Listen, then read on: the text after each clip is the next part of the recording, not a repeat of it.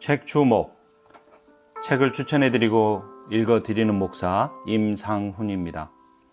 책 주목에서 12번째로 추천해드리는 책은 구원하는 믿음의 증거입니다.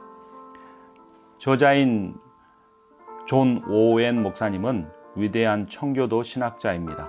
1616년, 그러니까 지금으로부터 거의 400년 전에 목사의 아들로 태어났습니다. 12살에 옥스퍼드 퀸스 칼리지에 입학했고 1650년대에는 옥스퍼드 대학의 부총장을 역임했습니다. 존 오웬 목사님은 영국의 청교도 신학자와 설교자 가운데서 가장 뛰어난 인물로 평가를 받습니다. 그래서 청교도의 황태자 또는 영국의 칼빈이라고 불리우며 교회사 최고의 영적 거인 중에 한 사람입니다. 이 청교도란 한국의 장로교의 뿌리와도 같은 의미를 갖습니다. 그러므로 한국 장로교회가 가장 본받아야 할 신학적 배경을 가지고 계신 분이 존 오웬 목사님이라는 사실을 알 수가 있습니다. 차례를 보도록 하겠습니다. 첫 번째 증거 1장, 구원하는 믿음은 오직 그리스도의 사역을 통해서 죄인들을 구원하시는 하나님의 방법만을 선택하고 수용하고 인정한다. 두 번째 증거, 구원하는 믿음은 성경에 게시된 대로 하나님이 요구하시는 거룩함과 복종을 습관적으로 추구한다. 세 번째 증거, 구원하는 믿음은 거룩한 예배를 드릴 때 모든 은혜를 활용하려고 항상 노력한다.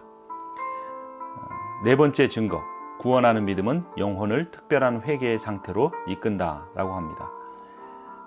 그래서 이 그리스도의 사역과 성경에 게시된 내용에 대한 순종, 또 거룩한 예배를 추구함, 특별한 회개의 상태로 나아감이라는 네 개의 주제로 이 책을 구성하고 있습니다.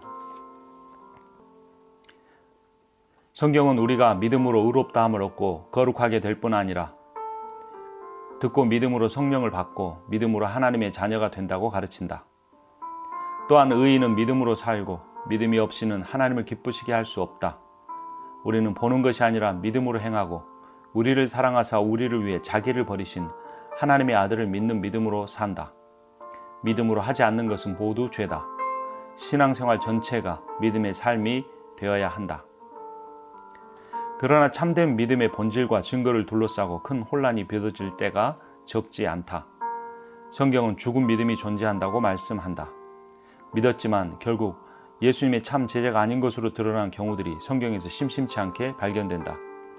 따라서 구원하는 믿음의 참된 본질을 이해하고 삶 속에서 그 증거를 식별하는 방법을 깨우쳐 믿음을 활용해 영적으로 형통한 삶을 살아가는 기술을 터득하는 것이 무엇보다 중요하다.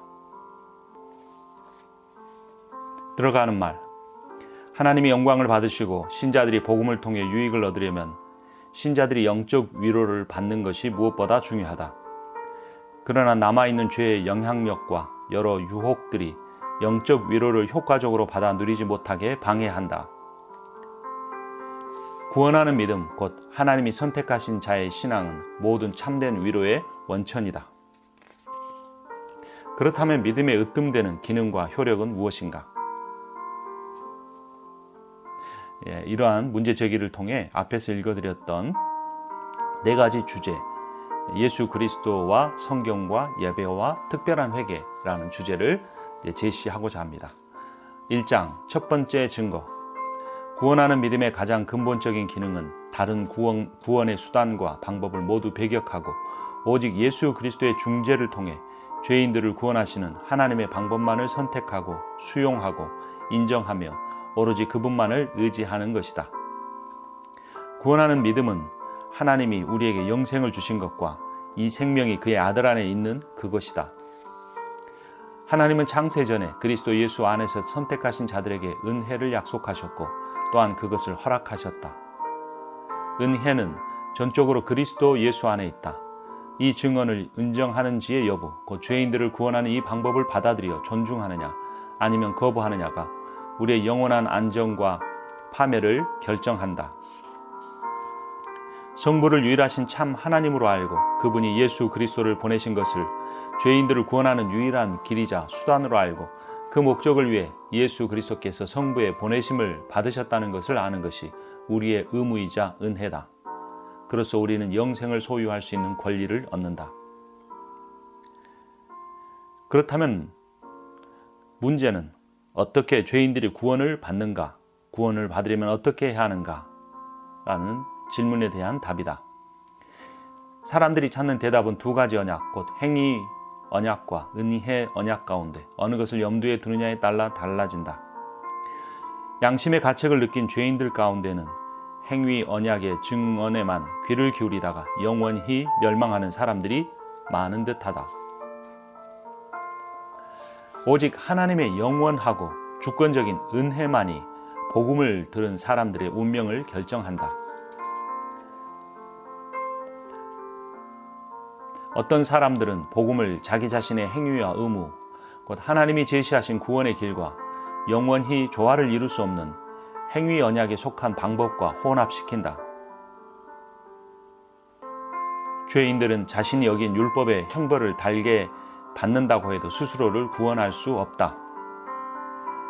중보자가 죄인들이 초래한 율법의 형벌을 대신 감당함으로써 그들이 얻을 수 없는 의를 이룬다. 인간의 본성과 마음과 생각에는 하나님의 뜻과 본성과 거룩하심에 순응할 수 있는 성향이 존재하지 않는다. 그래서 복음은 그리스도의 인격과 중재와 보혈과 의와 중보를 통한 구원의 길을 선포한다. 복음은 누구든지 믿기만 하면 그에게 구원의 길을 나타내고 선포하고 제시한다. 이 길은 하나님의 영원하신 아들의 성육신을 통해 주어졌다. 성자께서는 중보자의 직임을 맡아 중보자로서 행동하고 고난을 받으심으로써 죄인들의 칭의와 구원에 필요한 모든 것을 이루어 자신의 영원한 영광에 이르게 하셨다. 이 믿음에 의해 우리의 죄가 그리스도께 전가되고 그분의 의가 우리에게 전가된다. 하나님은 구원의 길을 단지 동의하거나 거부할 수 있는 진리의 개념으로 우리에게 제시하지 않으셨다. 만일 그랬다면 성경의 역사적 사실에 동의하기만 하면 누구나 참 신자로 간주될 것이다. 구원의 길은 실천적으로 받아들여야 한다. 다시 말해 생명과 구원을 얻기 위해 오직 그리스도만을 인격적으로 온전히 의지해야 한다. 믿음의 본질과 생명은 복음이 제시하는 구원의 길, 곧 예수 그리스도를 통한 구원이 하나님과 그분의 신성한 속성에 온전히 부합된다는 것을 알고 이해하고 인정하는 것에 있다. 믿음은 구원의 길에 나타난 하나님의 무한한 은혜를 즐거워한다. 창조 사역을 이루신 하나님의 능력을 통해 나타난 그분의 지혜를 깨달으면 자연스레 하나님을 예배함으로써 그분을 하나님으로 인정하고 그분께 영광을 돌리게 된다. 그와 마찬가지로 새로운 창조, 곧 예수 그리스도를 통해 죄인들을 구원하는 방법 가운데 나타난 하나님의 무한한 지혜를 깨달으면 자연스레 영적이고 복음적인 예배를 드림으로써 하나님께 영광을 돌리게 된다. 하나님의 계획은 구원을 통해 특별한 방법으로 지혜를 나타내 그 영광을 밝히 드러내는 것이다. 십자가에 못 박히신 그리스도께서는 하나님의 능력이요 하나님의 지혜이다. 그리스도 안에 지혜와 지식의 모든 보화가 감추어져 있다. 신적 지혜의 모든 보화가 그리스도 안에 있다. 이 보화는 복음 안에서 복음에 의해 믿음을 가진 자에게 나타난다. 성자의 성육신을 통해 신적 지혜의 영광이 밝히 드러남으로써 피조세계 전체가 영원히 그것을 찬미하지 않을 수 없게 되었다. 성육신 자체가 이 구원의 길과 사역이 하나님에게서 비롯됐다는 것을 분명하게 보여준다. 성육신을 통해 예수 그리스도의 얼굴에서 하나님의 영광이 찬란하게 빛난다. 하나님의 지혜 외에는 그 무엇도 이런 일을 할 수 없다. 믿음은 무한한 성과 사랑과 은혜가 하나님과 잘 어울리며 그분 외에는 다른 무엇에도 이 속성들이 존재할 수 없음을 깨닫는다. 믿음은 그 안에서 안식하며 즐거워한다. 많은 사람이 복음의 진리를 거부하고 그리스도의 신성이나 초자연적인 신비를 믿지 않는 이유도 모두 믿음이 없기 때문이다. 복음의 진리를 고백하는 비교적 소수의 사람들만이 구원에 이르는 복음의 능력을 경험할 수 있다. 참 신앙은 결코 무너지지 않는다.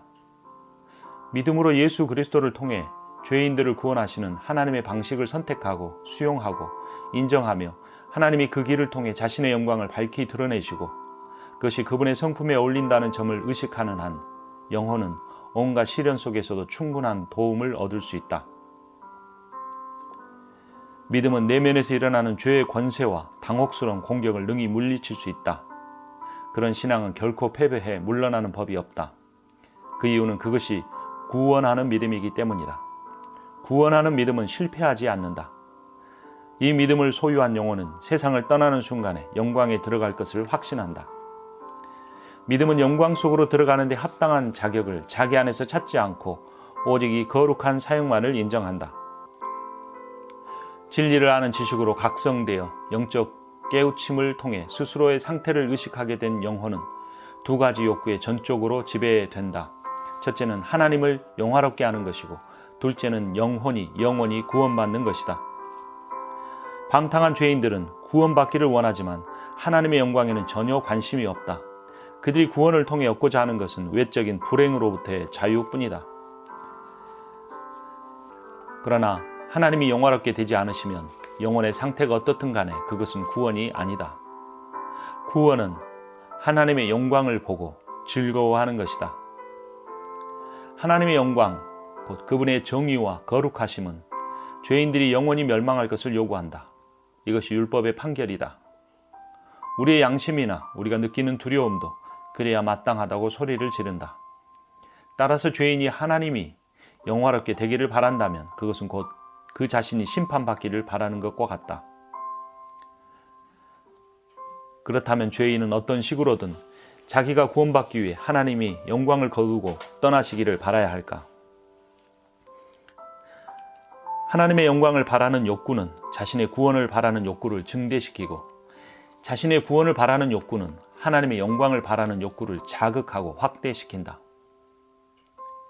하나님의 영광과 관련된 모든 것이 죄인들의 구원과 조화와 일치를 이룬다. 율법은 저주와 경고와 상벌을 통해 하나님의 진리를 강조한다. 율법은 하나님의 의로우심, 거룩하심, 엄격하심을 부각시킨다. 모두 죄인들의 멸망만을 요구한다. 복음의 거울을 통해 예수 그리스도 안에서 하나님의 영광과 나의 구원이 모순되지 않는다는 사실을 발견하라. 다시 말해 우리는 하나님을 영화롭게 하기 위해 정죄를 당할 필요가 없다. 또 구원을 받기 위해 하나님의 영광을 무시할 필요도 없다. 믿음이 항상 그리스도를 통한 구원의 길을 인정하고 이런 신념을 영혼 안에 확고히 간직하는가? 그렇다면 온갖 시련과 고뇌 속에서도 영혼을 안전하게 지켜주는 참 신앙을 가졌다는 증거이다. 그런 사람은 구원과 하나님의 영광이 조화될 수 없기 때문에 자신이 구원받는 것은 불가능하다고 결론 짓는다. 바로 이것이 그가 구원받을 수 없는 이유다. 이런 생각은 하나님을 혐오하게 하고 하나님이 그런 성품을 지니셨다는 이유로 그분에 대해 앙심을 품게 한다. 그는 그리스도와 그분의 십자가가 하나님의 영광과 자신의 구원을 조화시킬 수 없다고 생각한다.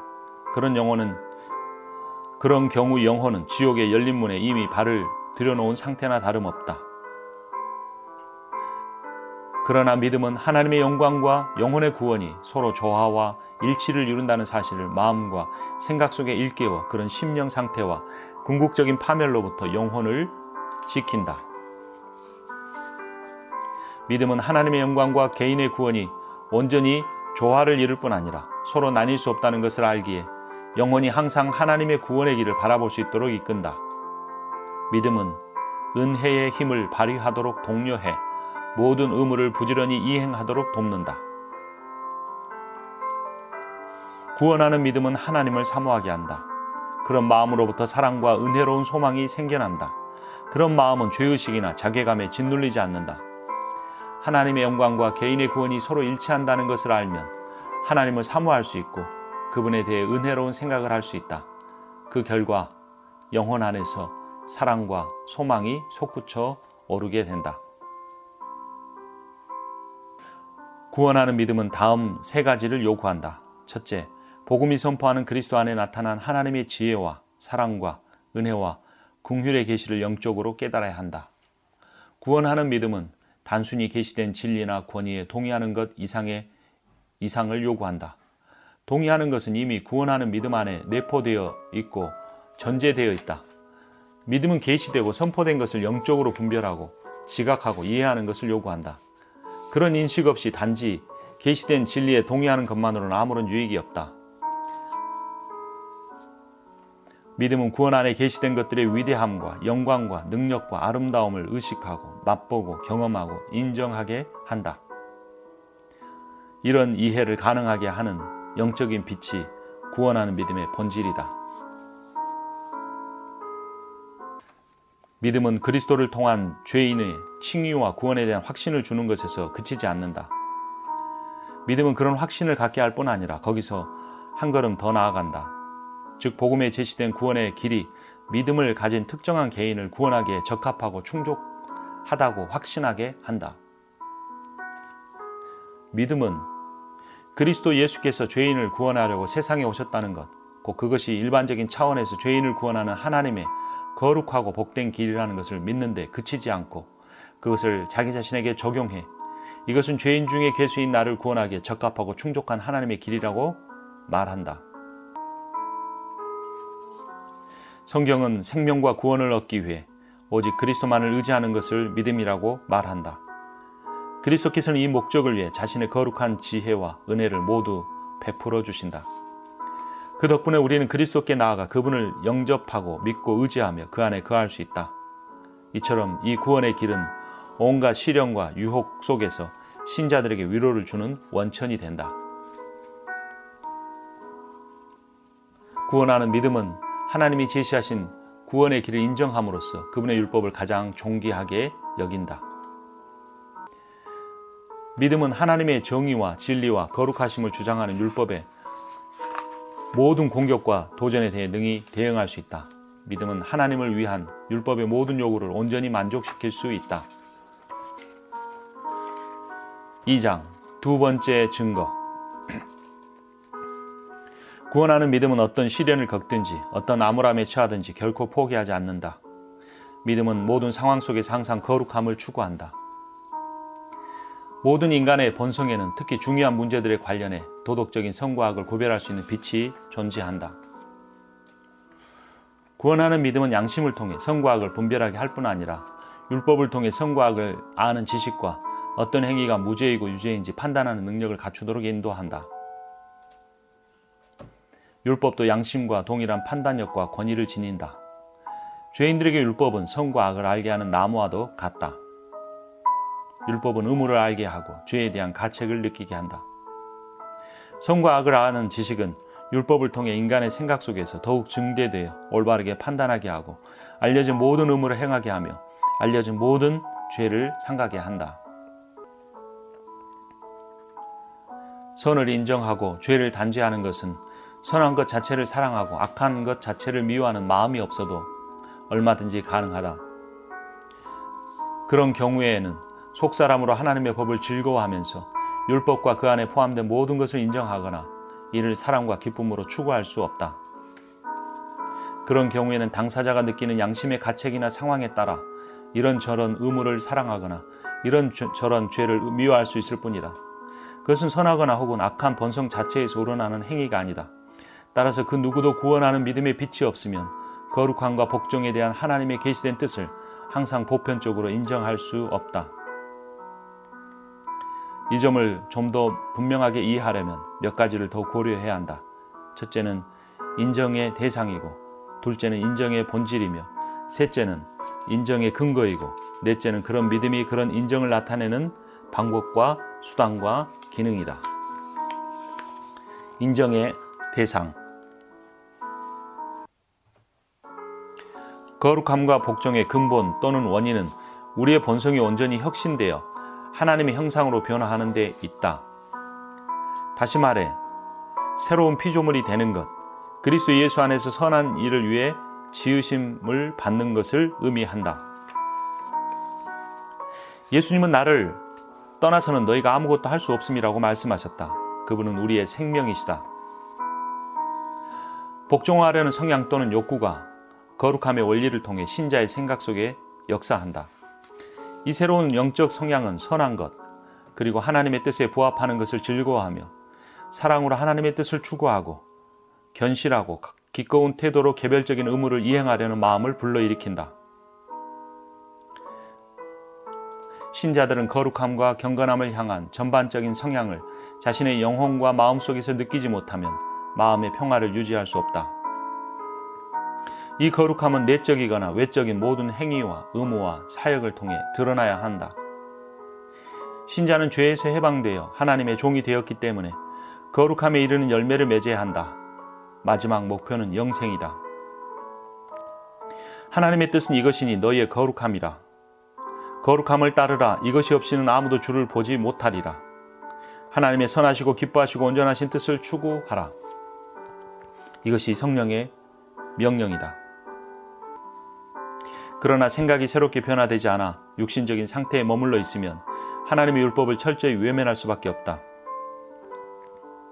거듭나지 못한 사람들의 생각은 때로 양심과 다른 여러 가지 사정을 고려해 이런저런 의무를 좋게 여겨 스스로의 행위에 주의를 기울일 수 있을지는 몰라도 본질적으로는 율법 자체를 싫어하는 성향을 지닌다. 그 이유는 율법이 온전한 거룩함을 요구하기 때문이다.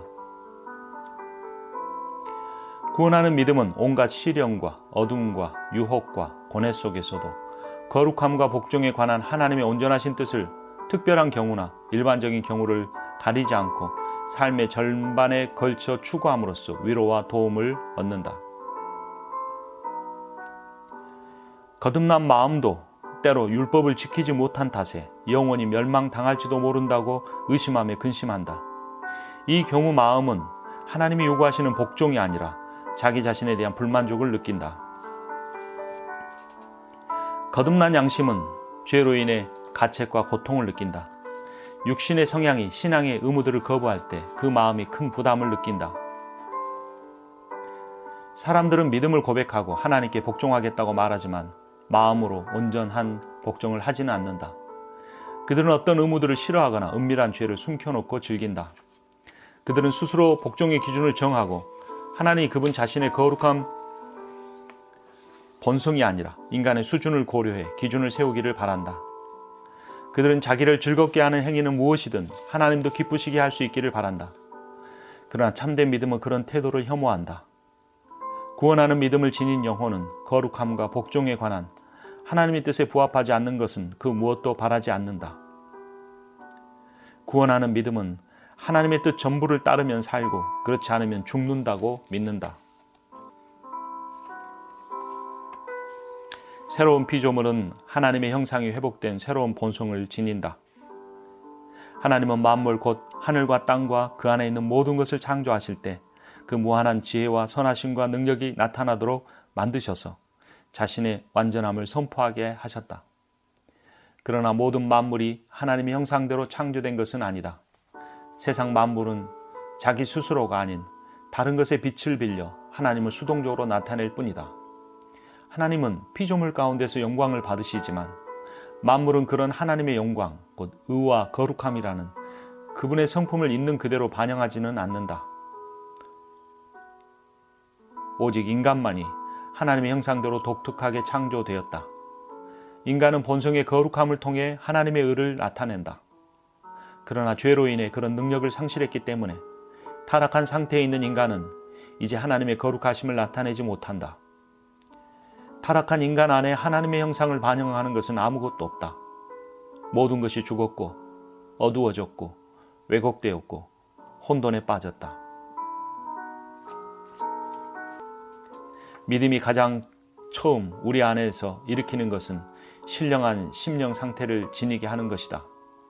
성령을 따라 행하는 사람들은 영의 생각을 한다.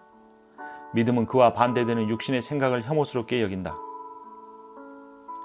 성령께서는 믿음을 통해 활력을 주시고 은혜를 채워 주신다. 그러나 영혼이 힘을 잃어 영적 생활의 능력과 효력과 의무에 충실하지 못한 때가 있다. 때로는 참 신자도 오랫동안 믿음의 활력을 회복하지 못할 때가 있다. 그러나 믿음은 그런 상황 속에서도 거룩함과 복종을 추구한다. 구원하는 믿음을 활용하면 마음이 죄 가운데 머물거나 영적 부패에 사로잡혀 거룩함을 추구하는 데서 멀어질 일이 없다. 거룩함을 보고 그 탁월함을 깨닫고 인정하면 마음이 거룩함을 추구하게 되고 이를 소홀히 하는 영혼을 꾸짖게 될 것이다. 불신자는 하나님이나 영원에 대한 생각을 할 때 신앙생활과 올바른 삶을 통해 얻는 유익이 많다는 것을 어느 정도 이해하지만 주로는 죄의 결과에 대한 두려움에 지배된다. 그와 달리 신자는 그들의 소명으로 주어진 거룩함 속에서 하나님의 형상의 영광을 바라보는 것에 영향을 받는다. 신자는 이를 통해 거룩함을 사랑하고 그 안에서 기뻐하며 거룩함 자체를 상급으로 간주한다. 그런 감정이 없다면 끝까지 인내하며 복종할 수 없다. 거듭난 사람은 하나님과 자기 자신 외에는 아무도 자기 죄를 아는 사람이 없을지라도 마음속으로 슬픔과 수치심을 느낀다. 이런 감정은 충실한 믿음에서 비롯한다. 거룩한 수치심은 죄가 하나님의 거룩하심에 전혀 합당하지 않고 그분에 대한 배은망덕이자 불충실함을 의식하는 데서 생겨난다. 그래서 신자는 죄를 지을 때마다 그런 수치심을 느낀다. 우리의 내면에서 죄에 대한 거룩한 수치심과 경건한 슬픔이 느껴진다면 우리 안에 믿음이 존재한다는 확실한 증거이다. 세 번째 증거. 구원하는 믿음이 거룩한 예배를 드릴 때 모든 은혜를 활용하려고 항상 노력하게 한다. 의무를 늘리거나 의무만을 열심히 이행하는 것은 잘못이다. 은사만을 의지하며 의무를 이행하는 것도 잘못이다. 믿음을 계속해서 활용하지 않으면 예배를 통해 만족을 얻을 수 없고 생명이 넘치는 예배를 드릴 수도 없다. 화려한 예복, 경배의 몸짓, 기도의 자세 등과 같은 외적인 의식에 관심을 기울이지 말라. 외적인 예배 의식에서 기쁨과 만족을 얻음으로써 생각과 감정을 즐겁게 하는 것은 예배의 진정한 의미가 아니다. 헛된 상상으로 위로를 찾고 흥분에 들뜬 찬양을 부르고 거짓 기쁨을 내보인다. 참된 은혜를 구하지 않고 거짓된 허영을 따르는 사람이 많다. 그들은 한동안 거룩한 예배 제도를 준수하지만 그와 관련해 활용할 수 있는 믿음이 없다. 오직 믿음의 활용만이 예배 제도에 능력과 생명을 부여한다.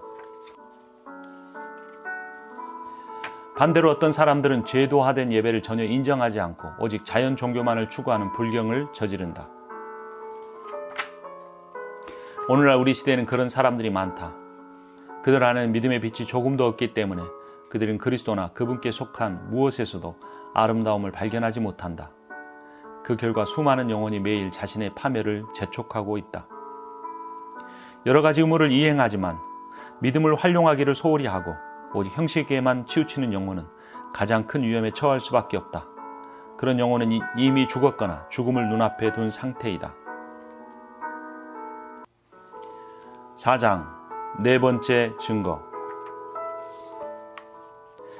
구원하는 믿음이 특별한 경우에 자신을 드러내는 방식, 곧 영혼을 특별한 회개의 상태로 이끄는 방식에 대해 알아보자. 특별한 회개의 상태는 복음으로 인해 회개와 그 본질에 이르려고 하는 시도이다.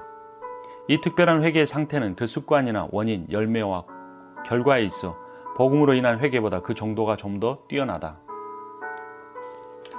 첫째, 자신의 부패함과 유혹 때문에 불시의 공격을 받고 큰 죄를 지은 사람들이 특별한 회개를 추구한다. 죄를 자각하지 못한 탓에 죄의 권세 아래 너무 오래 지배당한 사람은 다윗의 경우처럼 나중에 호된 대가를 치러야 한다. 그러나 그런 경우의 믿음은 대개 단지 부러진 뼈를 맞추는 것, 것으로 만족하지 않고 한동안 죄를 뉘우치는 겸손한 심령 상태, 통회하는 태도, 절실한 회개의 마음을 갖도록 인도한다. 믿음은 자기 성찰을 통해 경건한 슬픔과 수치심을 느끼게 하고 마음을 크게 겸손하게 한다. 혼란한 어려움을 야기하는 정욕과 부패에 사로잡힌 사람들이 특별한 회개에 이르러야 한다. 부패함은 유혹과 결탁에 종종 영혼을 해치고 더럽히고 불안하게 한다. 그러면 영혼은 탈진 상태가 되어 구원을 부르짖는다. 영혼이 그런 상태에 처했을 때는 믿음이 죄의 기망과 난폭함을 저지하기 위해 기도를 독려하고 부지런히 깨어 경계하게 한다. 자신이 살고 있는 지역과 시대의 죄를 탄식하는 사람에게 특별한 회개가 필요하다. 그들은 하나님을 모욕하는 행위의 결과와 그로 인한 심판을 진지하게 생각한다. 오늘날처럼 교회가 크게 부패하고 온갖 종류의 사람들이 대놓고 가증한 행위를 일삼는 시대가 그런 때에 해당한다. 솔로몬이 전도서에서 증언한 대로 인생의 대부분을 살고 나서 세상의 것을 좇는 것이 헛되다는 사실을 깨달은 사람들에게 특별한 회개가 필요하다. 어떤 사람들은 인생을 살아오면서 다른 사람들에 비해 좀 더 큰 만족을 누렸지만 지난 날을 돌아보니 그런 만족을 통해 얻은 위로가 지극히 미미했다는 것을 깨닫는다. 마음의 상처를 입고 그리스도의 사랑에 깊은 감명을 받은 사람들에게 특별한 회개가 필요하다. 이들은 그리스도 없이 사는 것을 더는 감당할 수 없다. 그분에게서 멀어지게 하는 일들을 더는 기뻐하지 않는다. 그리스도를 향한 뜨거운 감정이 가득하게 항상 겸손하고 애통하는 마음으로 그분 앞에 나아간다. 그들 안에서 그리스도의 형상이 날마다 더욱 뚜렷하게 형성된다. 그러나 그리스도 안에서 느끼는 영적인 기쁨과 죄에 대한 경건한 슬픔은 서로 모순되지 않는다. 특별한 회개는 이룬 것이 미미할지라도 믿음은 진지하게 목표를 추구함으로써 자신의 존재를 나타낸다. 비록 실패하거나 발전이 없더라도 목표를 진지하게 추구한다면 그 믿음이 진실하다는 증거이다. 이 특별한 회개의 상태는 마음에서 느끼는 불만족과 다르다. 어떤 사람들은 세상에서 실망하고 지쳐 불만을 느끼고 생명의 기회를 멀리한 채 다른 사람들을 원망한다. 그런 심령의 상태는 그들을 왜곡된 길로 이끈다. 대다수의 사람들은 알려진 몇 가지 죄만 피하면 인정받을 수 있다고 생각하고 자신이 세상에 얼마나 많이 집착하고 있는지 신경 쓰지 않는다. 그들은 세상의 일과 욕매에 매달려 거기에 마음과 감정을 온통 기울이면서 겉으로만 엄격한 삶을 살아가는 척한다. 그러나 우리가 지금 살펴보는 믿음의 사역은 자아를 죽이고 세상을 멀리하는 것에서부터 시작된다. 특별한 회개란 부모, 자녀, 남편, 아내에 대한 책임 같은 자연적인 책임을 외면한 채 홀로 응거하게 만들지 않는다. 우리는 기회가 있을 때마다 모든 사람에게 선을 행해야 한다. 세상을 가장 멀리하는 사람이 삶의 의무를 가장 감당할 수 있다. 하지만 자신의 주변에 있는 사람들을 사랑하고 섬기지 않으면서 하나님의 의무를 감당할 수는 없다. 특별한 회개는 예법, 금식, 음식 제한, 의식적인 기도 시간, 육체적인 고행, 금욕적인 행위와 함께 가지 않는다. 이러한 방법들은 지나치게 미신적으로 신앙 생활을 잘못 인도하는 결과를 낳는다. 이러한 사람들은 또한 맹세를 통해 그들의 지도자들이 부여한 가식적인 종교 생활의 의식과 규칙에 스스로를 올가맨다. 우리는 이러한 인간적이고 율법적인 행위를 통해서가 아니라 믿음으로 겸손히 회개하며 살아가면서 올바른 방법으로 세상을 멀리할 수 있다. 믿음은 자기 부정을 통해 우리를 괴롭히는 온갖 죄와 무거운 짐을 벗어버리게 해준다. 세상의 것들을 원하는 감정을 죽이면 두려움과 분노와 슬픔과 같은 격정이 완화되고 사랑과 소망과 기쁨이 생겨난다. 하나님은 우리의 모든 것을 돌보신다. 믿음으로 세상을 멀리하고 회개의 상태를 유지하면 불안을 떨쳐버릴 수 있다.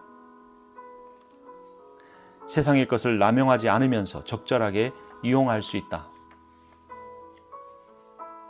세상을 멀리하기 위해 항상 일상의 일과 의무보다 신앙의 의무를 우선시하라. 복되신 구세주께서는 너희는 먼저 그의 나라와 그의 의를 구하라고 명령하셨다. 하나님 나라의 의와 주님을 추구하기 위해서는 세상을 멀리하면서 항상 깨어 기도해야 한다. 그리스도를 그 무엇보다 더 사랑해서는 안 된다. 특별한 회개의 요구를 통해 지난날의 죄를 기억하고 반성하며 스스로를 미워하고 불만족스럽게 여기라. 죄를 기억하지 않으면 회개할 수 없다. 회개의 심령을 유지하려면 죄를 늘 기억하라. 영혼은 자신의 죄를 통해 부패한 본성, 곧 그런 열매를 맺은 뿌리의 약한 속성을 깨닫게 된다. 자신의 죄를 깨달음을 통해 하나님의 은혜와 인내와 용서와 긍휼을 더 깊이 깨닫게 된다. 통해하는 회개를 통해 자신의 죄를 깨닫고 그리스도의 보혈과 중보의 효력을 더 깊이 깨달을 수 있다. 영혼이 회개의 상태를 유지하기 위해 늘 죄를 기억하라. 죄를 기억하고 나서 경건한 슬픔을 느끼라. 경건한 슬픔은 과거의 죄와 현재의 결함에 관심을 기울인다. 누구나 사는 동안 종종 감정을 격동시켜 슬픔을 느끼게 하는 죄가 있기 마련이다. 경건한 슬픔은 과거의 죄를 일깨울 뿐 아니라 생각이나 행위의 실패와 나태함을 통해 나타나는 현재의 결함을 아울러 상기시킨다. 경건한 슬픔은 자기 반성, 수치심, 불안, 탄식, 동기부여로 이루어져 있다. 경건한 슬픔에는 고민과 불안이 뒤따른다. 슬픔은 고통스러운 감정이다. 고민과 탄식과 애통의 마음은 한숨과 눈물과 애처로운 호소를 통해 겉으로 표현된다. 다윗은 자신의 눈물을 종종 언급했다. 베드로는 자신의 죄를 깨닫고는 심히 통곡했다. 마리아는 눈물로 예수님의 발을 씻었다. 우리도 모두 그렇게 해야 한다. 슬픔 가득한 영혼은 그런 외적인 행동으로 내면의 상태를 표현한다. 요즘에는 완전한 척, 항상 즐거워 보이기만 하는 신자들이 많다. 그러나 믿음으로 이 슬픔의 의무를 이행하는 사람은 다윗과 베드로, 마리아와 같은 외적인 행동과 태도를 취할 수밖에 없다. 하나님이 마음을 부드럽게 해주시면 이따금 경건한 슬픔이 느껴지거나 또는 그런 슬픈 감정을 떠나지 않고 늘 마음속에 머물러 있기도 한다. 그 슬픔은 사라지는 것처럼 느껴질 때도 어느 순간 이내 또다시 채워진다. 죄에 대한 한숨과 탄식과 눈물은 인간의 본성을 거스르지 않는다. 그것은 인간의 본성에 접목된 죄를 거스를 뿐이다. 만일 이 슬픔이 일정하고 효과적이라면 그가 구원하는 믿음을 소유했다는 확실한 증거다. 죄를 애통하는 사람은 복되다. 또한 특별한 회개를 통해 죄를 물리치기 위한 행동을 하라. 어떤 사람들은 금욕의 본질을 잘못 생각해 독신, 육식에 대한 절제, 누더기옷, 금식, 고행을 비롯해 그와 비슷한 다양한 금욕적 행위를 추가했다. 그러나 어떤 사람들은 또 다른 극단에 치우쳤다. 육체적인 욕구를 충족시키는 것은 무엇이든 자유롭게 이용할 수 있다고 믿었다. 시온에서 슬퍼하는 자들은 자신의 운명과 상태를 부끄러워하지 않고 적절한 외적 행동을 통해 그 슬픔을 표현한다. 물론 그들은 수도자 같은 몸짓과 행위 또는 일부 사람들처럼 극단적인 말과 야만적인 행동으로 표현하지는 않는다. 그들은 겸손히 통해하는 내적인 심령 상태를 자연스럽게 표현한다. 특별한 회개가 요구하는 것은 밤이든 낮이든 홀로 있는 시간에 각별히 주의하라는 것이다. 유혹이 느껴지는 순간 그 즉시 그것을 물리칠 준비가 되어 있어야 한다. 그래야만 영혼이 느닷없이 올무에 걸리는 일을 피할 수 있다. 혼자 있는 시간에는 더욱 조심해서 경계하라. 그런 때에 우리의 본 모습이 나타난다. 혼자 있는 시간은 우리의 마음을 지배하는 원리가 그 모습을 드러내는 때이기에 최상의 시간이 될 수도 있고 최악의 시간이 될 수도 있다. 겸손한 영혼은 그런 시간에 마음속에 헛된 상상이 일어나는 단 한순간이라도 회개하는 심령 상태를 잃는 일이 없도록 부지런히 깨어 경계한다. 겸손한 영혼은 그런 때에 자신의 성화를 이루려고 노력한다. 유혹은 첫 순간이 가장 미약하다. 그때가 바로 유혹을 가장 쉽게 물리칠 기회이다. 믿음이 있는 영혼은 유혹이 시간과 근거지와 세력을 확장해 나가도록 허용하지 않는다. 이것이 유혹이라는 포식자의 아가리로부터 겸손한 심령을 지키고 구하는 방법이다. 하나님은 회개하는 심령을 지닌 신자들과 함께 거하시기 때문에 그들은 하늘의 것을 생각함으로써 그분과 각별한 관계를 맺을 수 있다. 자신을 가장 낮게 생각하고 가장 크게 비하하는 사람들이 거룩한 영광을 가장 분명하게 볼 수 있다. 이는 칠흑 같은 어둠에 있을 때 별들이 가장 잘 보이는 이치와 같다. 스스로를 가장 낮게 낮추는 영혼이 휘장 안에 있는 것들을 가장 뚜렷하게 본다. 가장 위대한 청교도 신학자로 불리는 존 오웬 목사님이 제시하는 구원을 확신한 참 신앙의 4가지 증거에 대해서 살펴보았습니다. 구원을 얻는 믿음은 가장 중요하고도 예민한 주제입니다. 여기에 우리의 영원한 생명이 달려있기 때문입니다. 아직 자기 믿음을 확증하지 못한 신자는 이 주제 앞에서 큰 두려움을 느낍니다. 또 많은 신자들이 믿음을 어떻게 점검해야 할지 몰라 이를 차일피일 미루거나 회피하기도 합니다. 이 책의 내용을 직접 사서 읽어봄으로써 누구보다도 철저하게 성경에 비추어 고민하며 자신의 신앙을 점검하시기를 바랍니다. 책 추목이었습니다.